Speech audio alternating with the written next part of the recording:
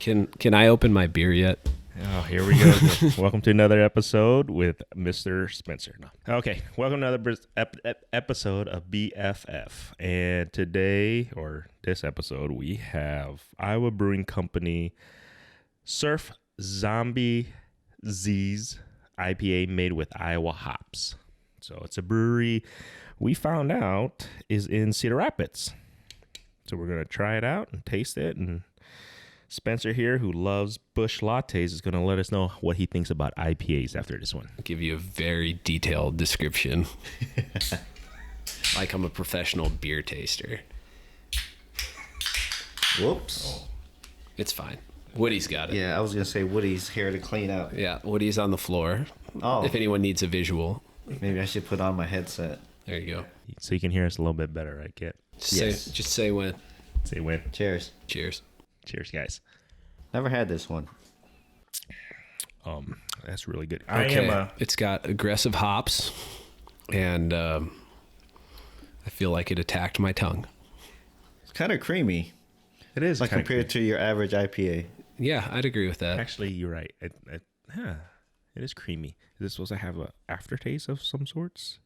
I feel like most IPAs punch me in the mouth, and this one's more of a love tap. Oh yeah, I think we had an episode. We were talking about the bitterness stuff. Yeah, it's not. See, a lot of people.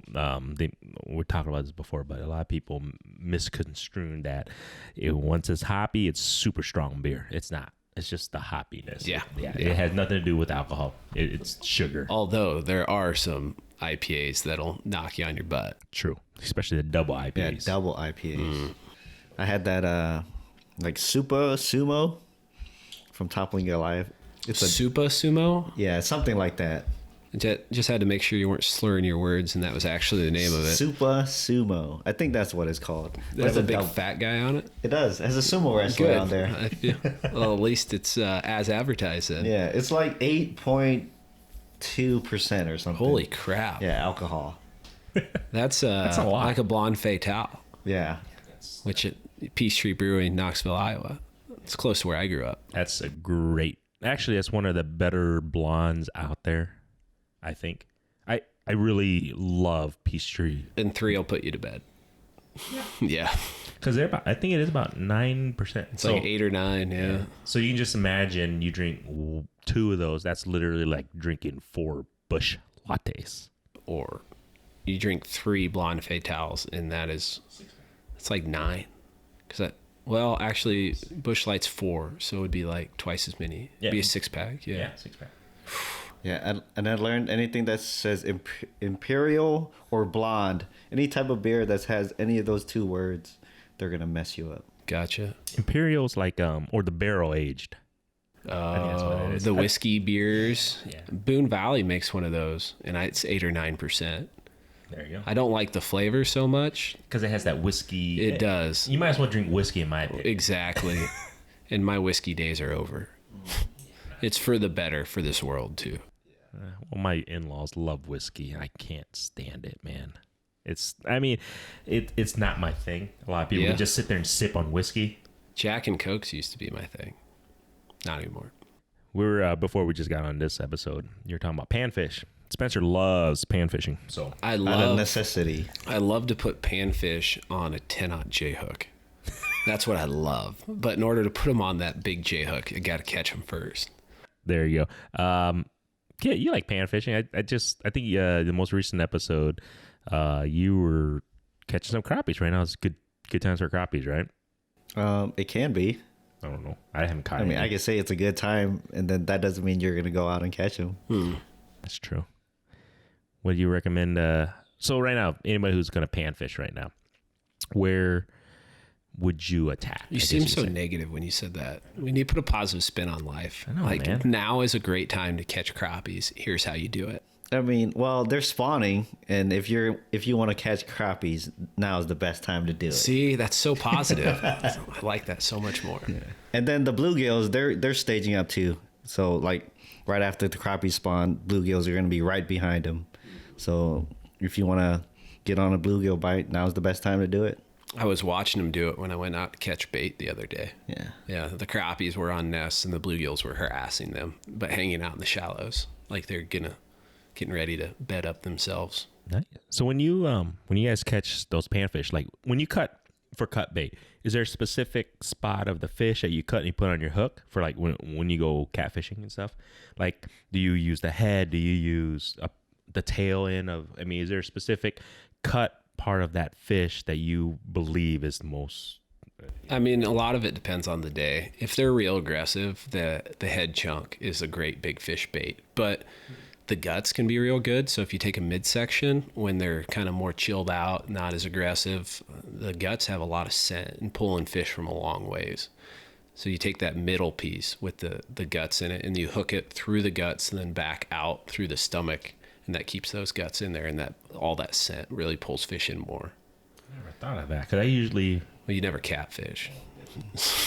Coming from a non-catfisher. Wait, am I supposed to introduce myself for this one? Nah, it's part 2. Oh, Do part you 2. need introduction? I don't think so. Who doesn't know this guy? That's what I'm saying, you know. At least 8 billion people.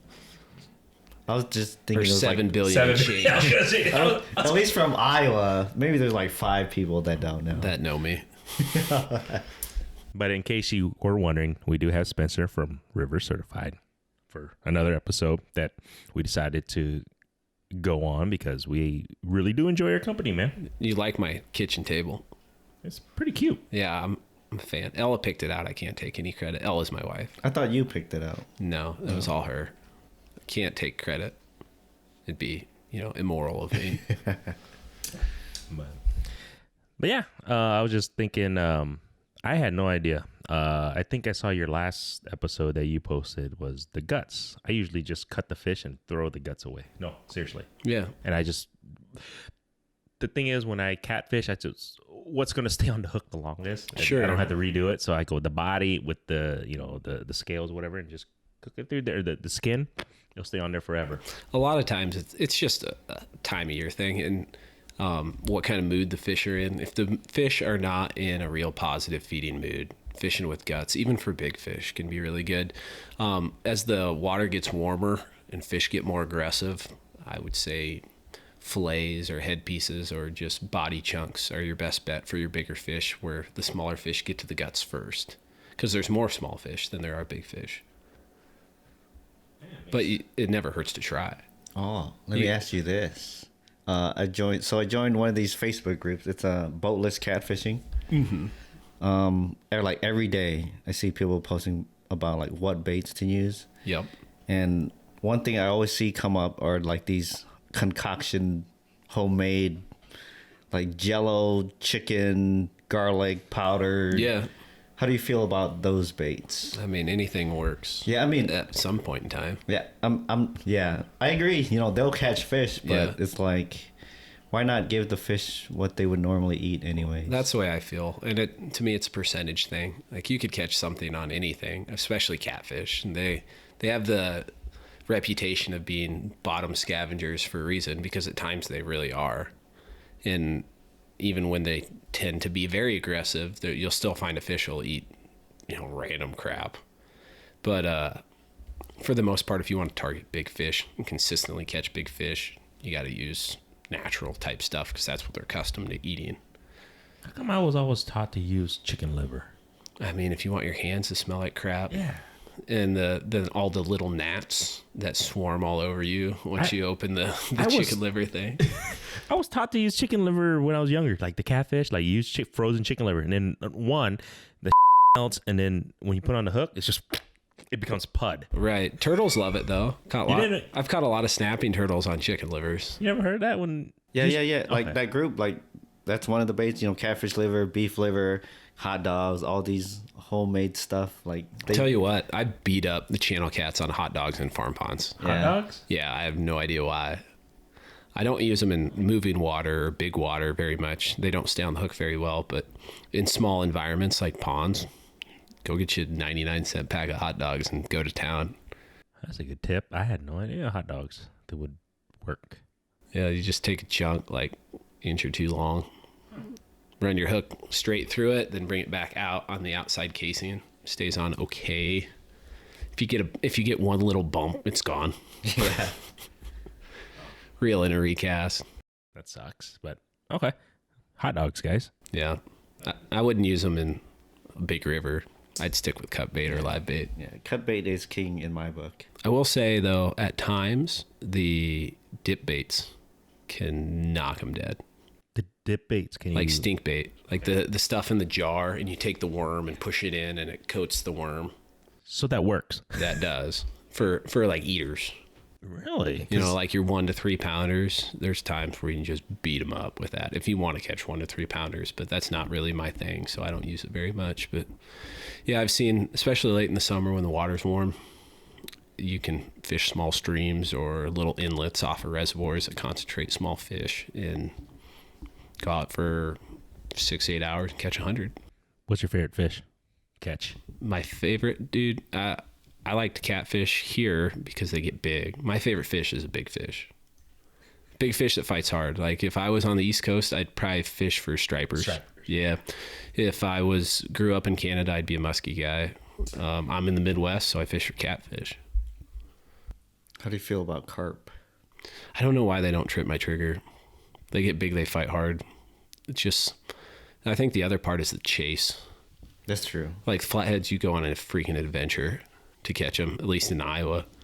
Other places, it's not a big deal. You can go stack flatheads, but Iowa isn't like that. Muskies, it's not like that anywhere. And I think the challenge and the adventure is what draws me as much as anything. Stripers, yeah, there's times where you can get blitzes, but if you want to catch big ones, like 30 to 50 pounders, everything I understand about it, and I've never tried it, but I read up on it because big fish interests me. It's kind of a lots of casts, long wait kind of deal. And I would want to do that from the surf. I wouldn't want to do it out of a boat. I like fishing off the bank. Boats are fun. Probably have a boat someday, but it's all a means to an end. Like boat makes you more efficient, so I would get a boat. But I like kayak fishing. I like fishing off the bank better. Cool. And you love wipers too, right? I love wipers. Oh, wipers are the best. Who doesn't love wipers? Here we go. See, you see how excited these guys got? People who hate fun. Yeah. That's who hates wipers. And oh, you want to have a good time? No. Well, then you obviously don't want to wiper fish then either. So I think pound for pound, would you say they're one of the best? I've caught true ocean run stripers out in Tennessee. I mean, they're landlocked, but they're stocked and they're ocean run fish. And pound for pound, they don't fight as hard as a hybrid. If a hybrid got 50 pounds, I would give up catfishing.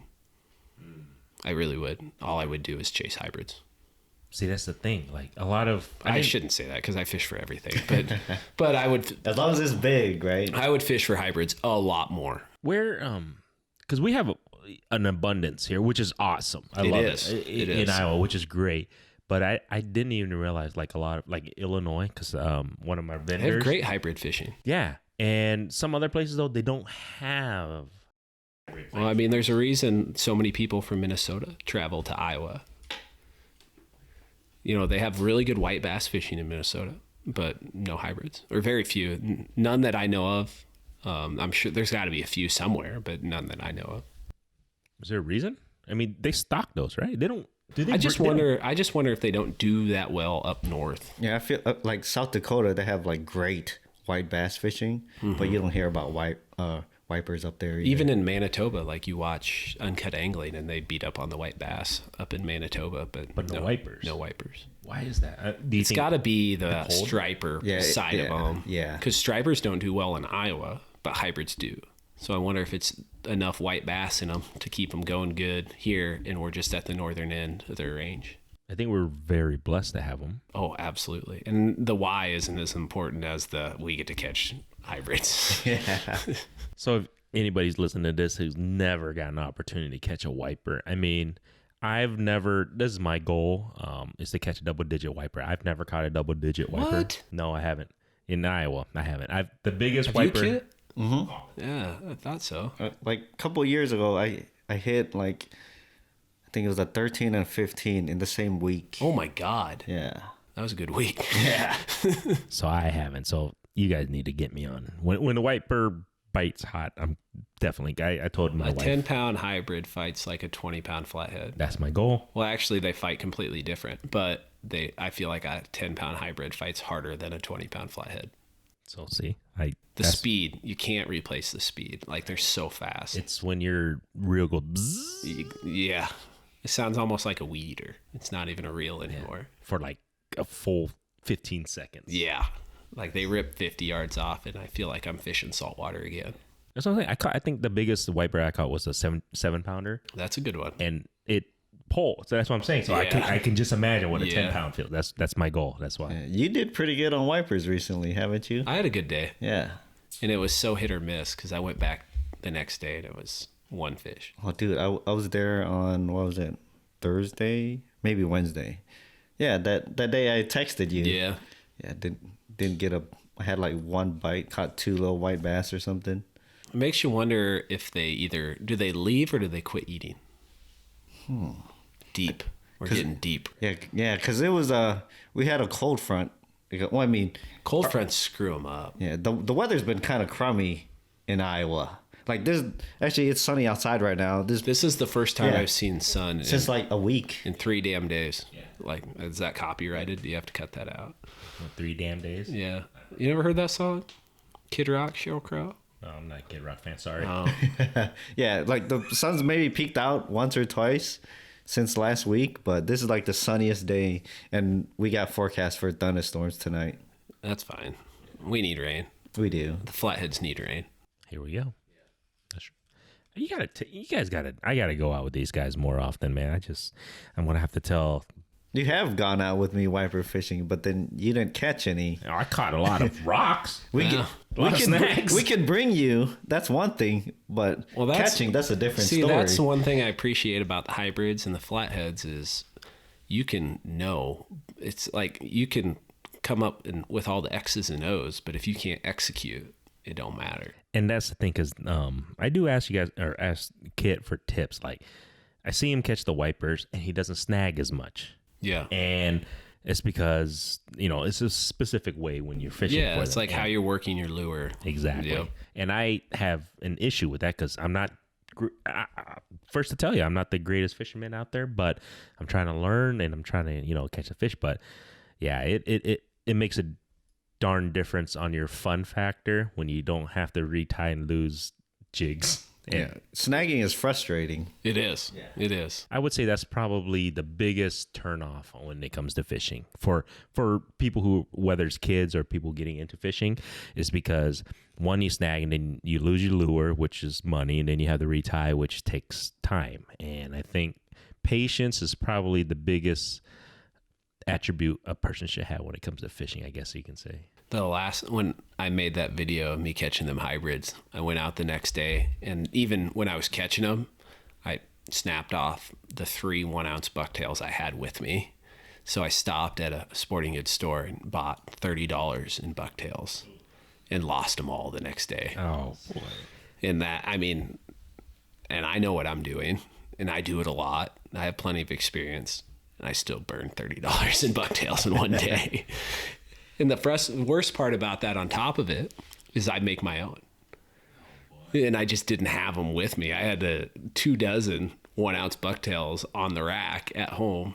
I just didn't realize I was going to need them heading down there. And you had to reach out and touch them. And if you couldn't get to them, you weren't catching them. But you were catching some nice ones on that video, man. They're fun. That big one he was one of the biggest. He's the biggest one I've caught this year. Those double digits for sure. Oh, yeah. Yeah. I think I've had a couple flirting with 10 pounds, but he was over 10 for sure. Yeah, because I can see all the people starting to swarm around you. That guy that straight up stood in your spot. I had friends, Man. So if people are listening to this and wondering, well, on the YouTube channel, I'll definitely put that link to Spencer's video on that one. But it was pretty funny to see Spencer turn around to show the fish to the camera and look right behind him, and there's literally a guy casting right behind him. Right where I was standing. Yeah, I was like, oh my God. It was pretty funny. But that's what, so a lot of people are wondering, what's combat fishing? That's combat fishing. That is. If you guys are wondering. There's a certain mystique that goes with elbow to elbow fishing. I kind of enjoy it at times. Like I want to get away from everybody at times, but then I'll want to go back and deal with that crap. And I just kind of soak it up. Like I love a little chaos. Too much solitude makes me go a little crazy. I have to have a little bit, but if things stay too quiet for too long, I go a little crazy. There's a satisfaction when guys are trying to encroach on your spot and you catch a big fish and then they don't. Yeah. There's a dude in Florida who makes YouTube videos. His name's Lunker Dog, and I've never talked to him. I don't know him, whatever, but I love his videos. Because all he does is make fun of the Googans or whatever. And he talks about, like, he's got all these one-liners that are, like, classic, but one of them talks about going out and busting a dozen right in front of him. That's what he says. I'm going to go bust a dozen right in front of him or something like that. But just, he does it way better than me, obviously. But he's hilarious. He's a fishing guide down there. So yeah, check out Lunker Dog. It's worth the visit. The entertainment value's there. I'll have to check that one out. But he catches a lot of snook and redfish and tarpon and stuff like that. Those are all fish that I want to catch. I have hooked 3 tarpon and got beat up every time. One of them was like legendary, like how bad he beat me up. I was fishing for Spanish mackerel, and I was using a lure called a gotcha plug, which is basically a piece of lead that's as big around as a pencil, an inch and a half, 2 inches long. It's heavy. It casts a long ways, so you can reach out and touch them. And it's got a lip on it that's angled down, so you reel it literally as fast as you can. Mm-hmm. And when you're reeling it in, you rip the rod the whole time, so it darts back and forth. Anyway, so I'd reeled it the whole way, and I was getting ready to lift it out of the water, and I felt a thud, like I'm walleye fishing, like thump. Because when Spanish mackerel hit it, it's not a thump. Your reel just starts screaming. Well, this was a thump, and I set the hook. And as soon as I set the hook, and I was on a jetty, this tarpon erupts out of the water, longer than I am tall. It had a mouth like a 5-gallon bucket, and my lure is stuck right in the corner of his mouth. And instinctively, when he jumped, I bowed, and he was close enough I could have reached out and smacked him on the butt, like from me to the end of this table. And he jumps, I bow, and then he runs and jumps, I bow. He runs and jumps, I bow. And on the third time, I'm like, why am I bowing? I want this fish to throw the hook. And literally before that thought escaped my mind, he put the afterburners on and spooled 200 yards of 30-pound braid. Oh, damn. In less than 30 seconds. My fishing reel started smoking. Like there was smoke exiting my reel. And the cap, I tried to tighten down the drag cap, and it flew off. So I cupped the reel with my hand, and I had blisters on my hand. Damn. Afterwards. It was insane. And then it hit the end of the knot, and the knot broke, and he was gone. That sucks. Just like that.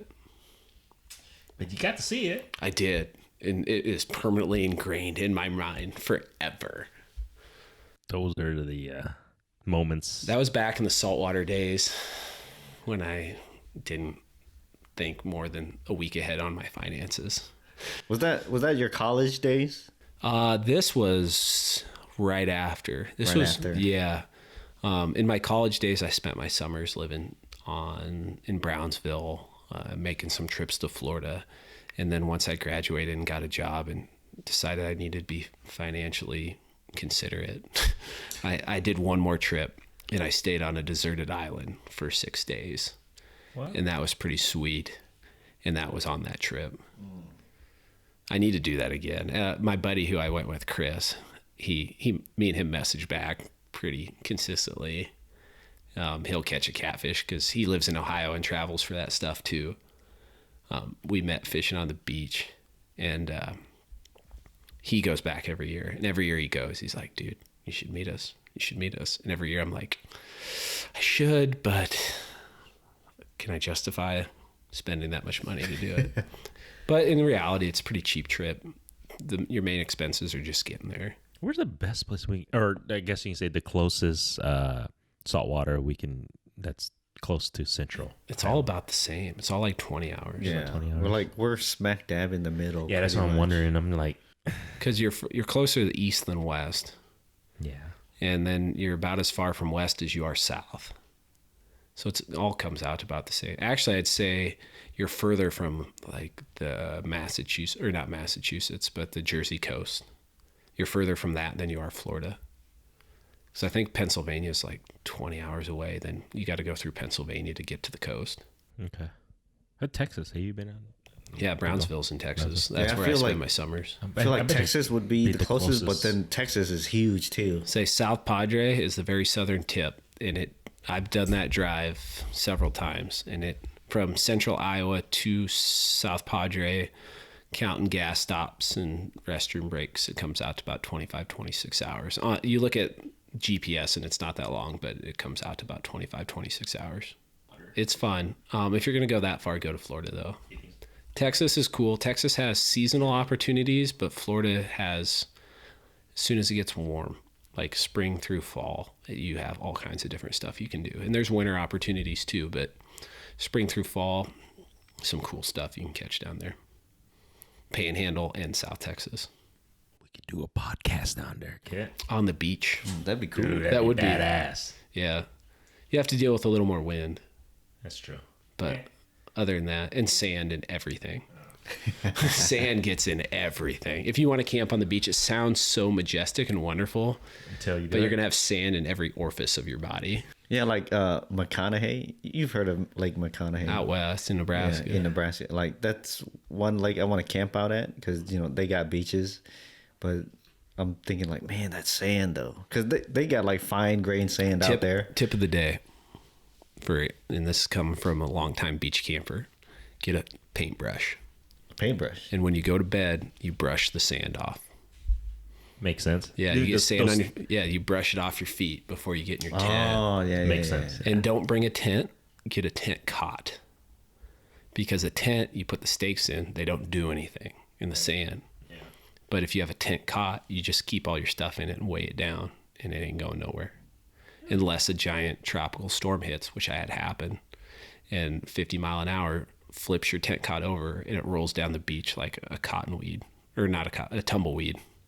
Nice. Yeah, it's interesting. And then you Cot get tent. tent cot. Tent cot. Yeah, Tent cot. that's what they're called. Oh. I feel like you could call it a cot tent, and it would have got the gist across just as There you well. go. Yeah. Actually, you never been to McConaughey in Nebraska? No. We got. If you like big walleyes and big wipers, which I know you do. I do. Yeah. Big. I mean, the wipers that you catch there, because they have a limit. Okay, so we live in Central Iowa. No limit on wipers. Lake McConaughey in Nebraska, they have a two wiper limit, and that's because every wiper you catch, about 9 times out of 10, double digits. Really? Yeah, and we went there a couple years ago because my brother-in-laws, they live in Denver, Colorado, Right. and they know about this because it's a 3.5 hour drive for them, and they would go there all the time. So they told us, hey, we'll meet there one day, and we got a cabin, whatnot, and make a family trip. And literally, the walleyes there were, I forgot, most of the walleyes you would catch are 21 inches or more. Yeah, like 20. a small one would be like a 20 incher. Yeah.